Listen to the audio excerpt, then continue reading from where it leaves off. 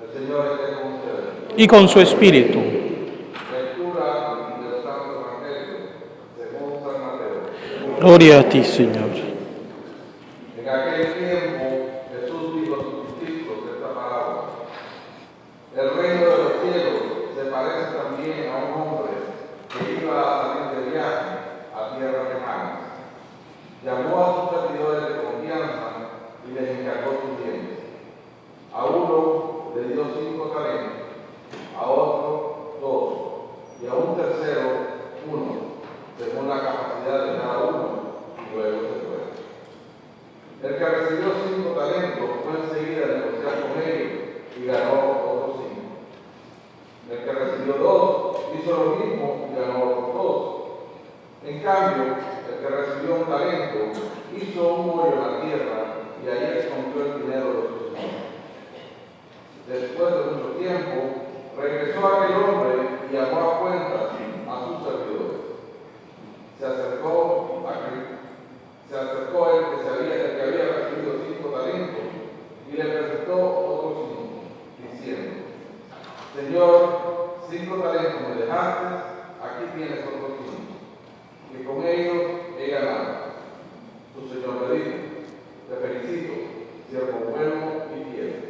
Puesto que has sido fiel en cosas de poco valor, te confiaré cosas de mucho valor.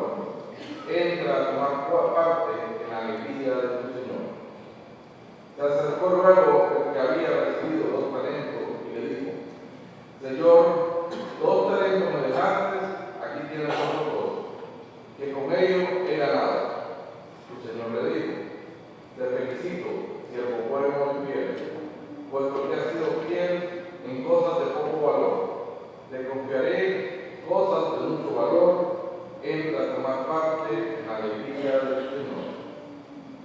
Finalmente se acercó el que había recibido un talento y le dijo: Señor, yo sabía que eras un hombre duro, que quieres cosechar lo que no has plantado y recoger lo que no has sembrado. Por eso tuve miedo y fui a esconder tu talento bajo la tierra. Ahí tienes lo tuyo. El Señor le respondió: siervo malo y perezoso, sabías que cosecho lo que no he plantado y recojo lo que no he sembrado. ¿Por qué entonces pusiste mi dinero en el banco para que a mi regreso lo recibiera yo con intereses? Quítale el talento y déselo al que tiene 10, pues al que tiene se le dará y le sobrará, pero el que tiene poco se lo quitará aún ese poco que tiene. Y a este hombre inútil, échelo fuera, a las tinieblas. Ahí será el llanto y la desesperación. Palabra del Señor. Gloria a ti, Señor Jesús.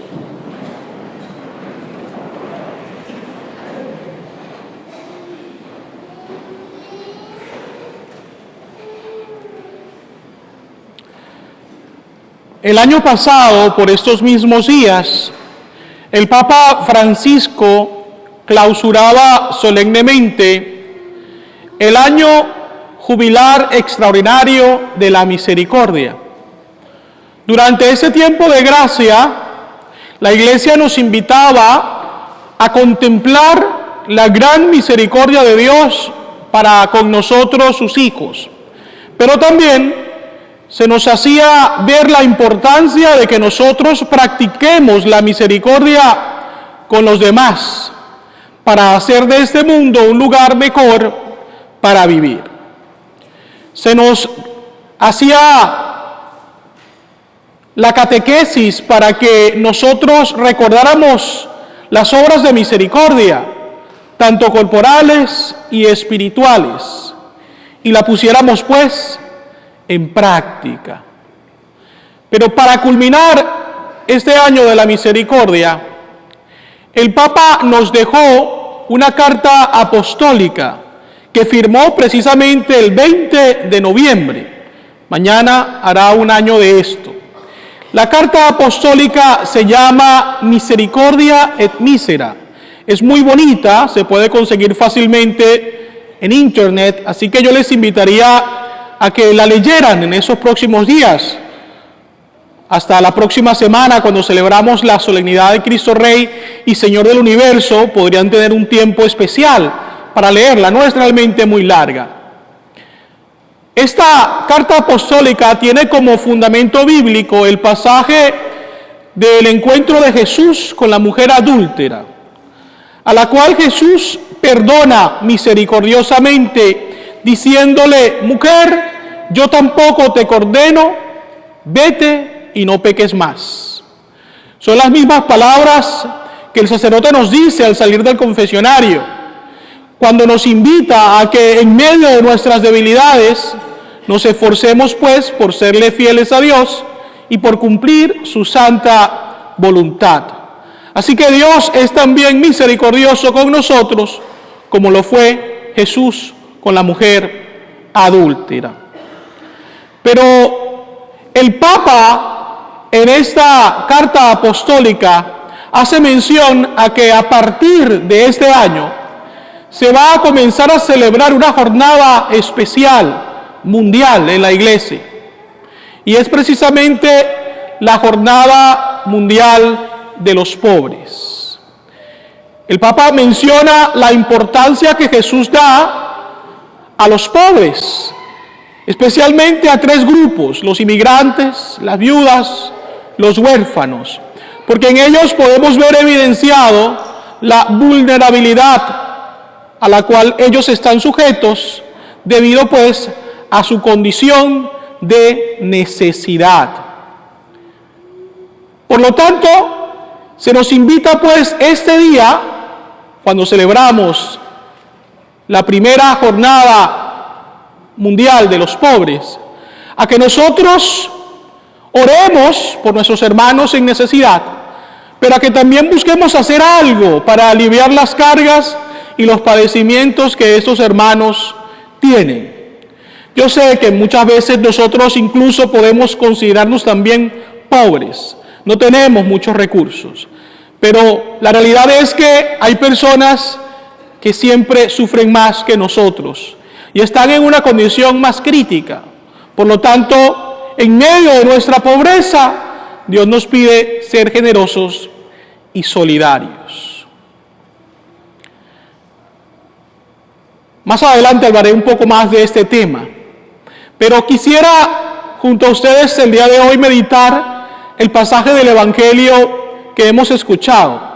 Incluso les voy a pedir que en lo posible aquellos que tienen el misal sigan un poco la lectura, porque quiero junto a ustedes leer entre líneas este pasaje tan interesante.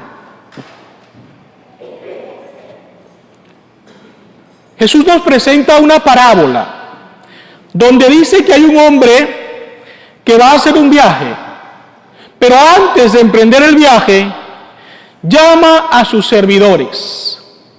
Pero hay una palabra clave que sigue allí. Él llama a sus servidores de confianza. No son cualquier persona a la cual está eligiendo. Son servidores de confianza.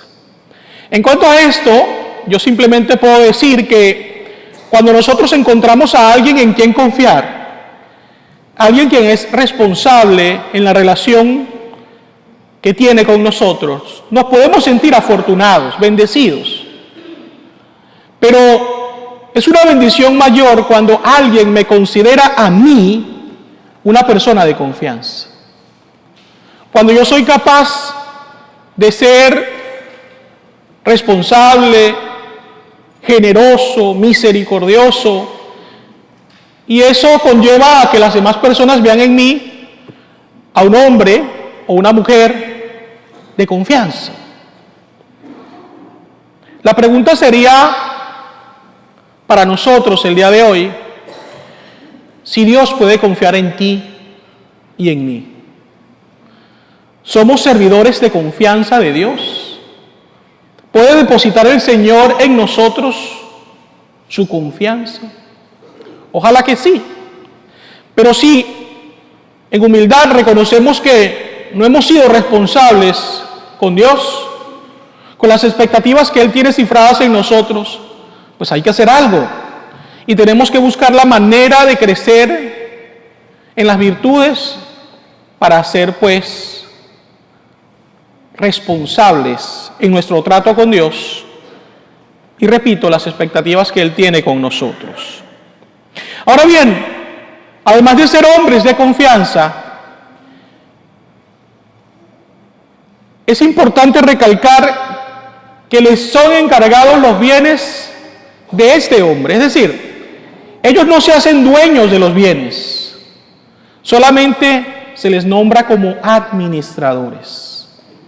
Y esto es otra clave que es bueno tener en cuenta. Porque a nosotros muchas veces se nos olvida que tantas cosas que decimos tener no son nuestras, son de alguien más. Y en su mayoría, de Dios, obviamente. La vida, la cual decimos que es nuestra, realmente no nos pertenece. Le pertenece a Dios. Y así como esta parábola, el Señor vendrá en el momento que Él considere oportuno para pedirnos cuentas de cómo hemos distribuido, manejado nuestra vida, cuánto bien hemos hecho, cómo hemos impactado positivamente la vida de los demás. Así que recordemos estos dos detalles: hombres de confianza que administran los bienes que le pertenecen al dueño. Les da una cantidad de talentos. Y fíjense que talentos era una forma de peso utilizada durante el tiempo de Jesús. Y generalmente se pensaban cosas de gran valor. Por lo tanto, cuando se dice una persona talentosa en nuestro tiempo presente, se refiere al peso que la palabra de una persona o a la acción de una persona puede tener para influir positivamente en la vida de los demás. Teniendo esta idea clara de qué es un talento, vemos entonces que este hombre distribuye 5 a uno, 2 al otro y 1 al tercero. Pero viene también otra palabra clave que nos puede ayudar a interpretar bien este pasaje. Y es lo siguiente: les da a cada uno según su capacidad. Según su capacidad. Aquellos de ustedes que son padres y madres y conocen también a sus hijos, ustedes pueden darse una idea cuando le piden algo a un hijo o una hija, si esa persona va a poder realizar eso que usted le pide o no. Los padres conocen bien a sus hijos generalmente. Por lo tanto, el papá o la mamá no va a pedirle al hijo que haga algo que es imposible para él o para ella. De la misma manera, Dios sabe cuál es nuestro límite y nunca nos prueba más allá de nuestras fuerzas. Sin embargo, la realidad es que en muchas ocasiones nosotros sentimos que Dios nos prueba más allá de lo que podemos. A mí me ha pasado en varias ocasiones. Pero la clave está en entender que cuando Dios nos pide hacer algo en su nombre y para su gloria, no nos deja solos. Dios se pone a nuestro lado para ayudarnos, para motivarnos, para darnos la mano. Es obvio que ante ciertos retos y desafíos yo me sienta incapaz, porque no soy perfecto, no soy todopoderoso, pero cuando Dios está a mi lado, todo cambia. Y lo que parecía imposible se hace posible para la gloria de Dios. Así que yo les invito a que con humildad, cuando sintamos que las responsabilidades y los compromisos sobrepasan nuestras capacidades, le pidamos a Dios que nos fortalezca, que muestre su presencia misericordiosa y nos dé el ánimo para seguir adelante, recordando que Él no nos prueba más allá de nuestras fuerzas. Estos hombres actúan de diferente forma cada uno de ellos. El que recibe 5 talentos los pone a producir y gana otros 5. El segundo hace lo mismo, lo suplica, y tanto el primero como el segundo son premiados por su fidelidad, por su responsabilidad, por su eficiencia, y pasan a gozar de la alegría de su Señor. Pero viene el tercero, que es el que nos interesa más, porque este hombre, cuando recibe los talentos, o el talento que le dan, va, hace un hoyo en la tierra y lo esconde. ¿Cómo podemos definir ese pecado o ese error de este hombre? Omisión. Nosotros cuando recitamos el yo confieso decimos, porque hemos pecado en pensamiento, palabra, obra y omisión. La omisión es un pecado que desagrada a Dios. No solamente tenemos que preocuparnos de no hacer el mal, tenemos que buscar hacer el bien que Dios quiere que hagamos. En determinadas circunstancias Dios nos pone en una situación que podemos ayudar y transformar positivamente la vida de los demás.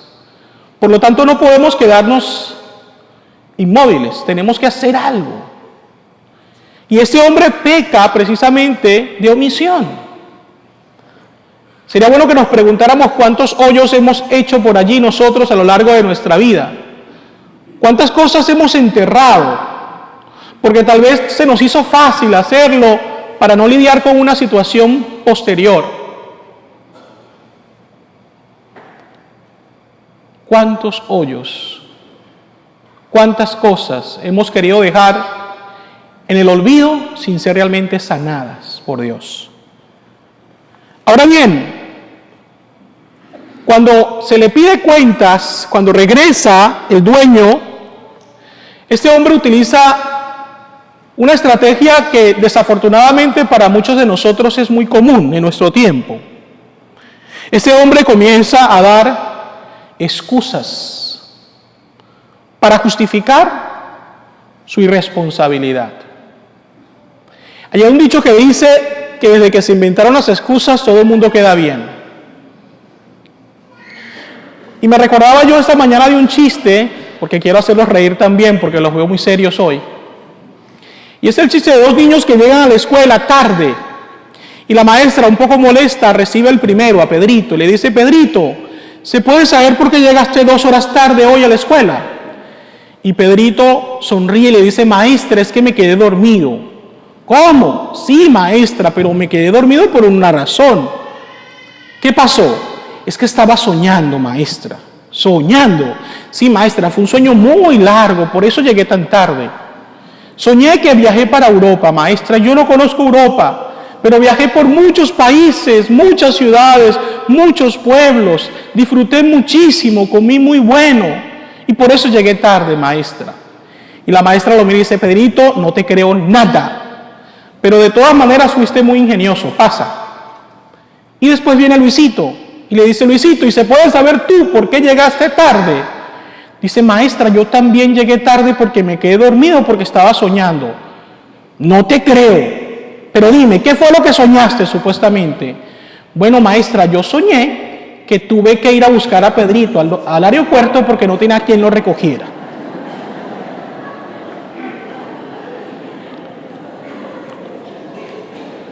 ¿Cuántas veces nosotros ponemos excusas a Dios para simplemente justificar nuestra responsabilidad? Nos damos cuenta entonces que este hombre como excusa utiliza la táctica de culpar a aquel que confió en él. Es increíble, pero lo hace. Le dice: tú eres muy duro.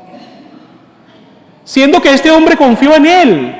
Le dio un talento para que pusiera a producir. Pero la táctica es culparlo por ser bueno, por confiar. Y es lo mismo que hacemos con Dios en ocasiones. Dios nos da la vida, nos da dones y talentos, pero en ocasiones nosotros al ser irresponsables, utilizamos la técnica de culpar a Dios. Ante lo mínimo que nos sucede, decimos, es que Dios es muy malo, no me abandonó, no está conmigo. Y eso es injusto. Luego entonces le dice que es también un aprovechado, porque le dice, tú quieres cosechar lo que no has plantado y recoger lo que no has sembrado. Otra mentira, otra excusa.